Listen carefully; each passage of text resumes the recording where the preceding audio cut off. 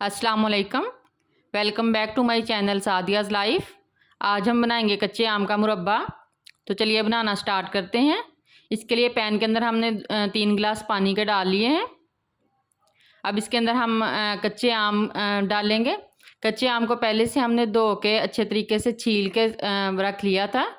ये देखो मैंने लंबाई में काटे हैं, आप अपने हिसाब से काट सकते हैं। पानी गर्म हो चुका है। अब इसके अंदर हम पानी के अंदर कच्चे आम को डाल के हल्का सा बॉईल कर लेंगे। इसको बहुत ज़्यादा बॉईल नहीं करना, हल्का सा ही बॉईल करना है।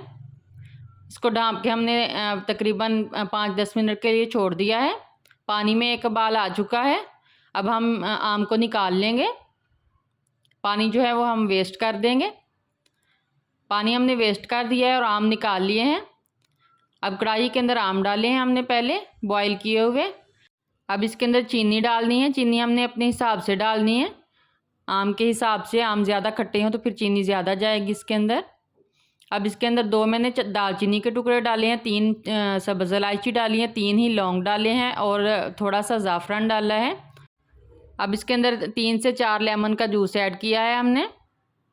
इन सब को मिक्स करके हम हल्की आंच पे इसको तकरीबन 10 मिनट के लिए रख देंगे।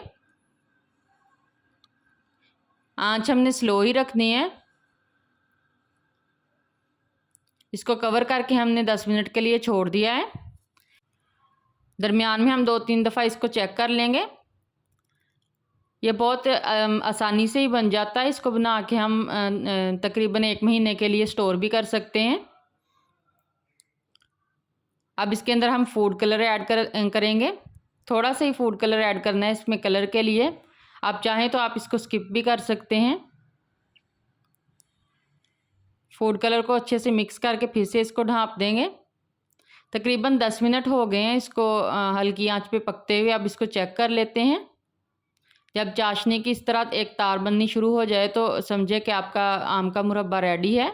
तो आप भी बनाइए, खाइए, दुआओं में याद रखिएगा। फिर मिलेंगे एक नई रेसिपी के साथ। अल्लाह हाफिज़।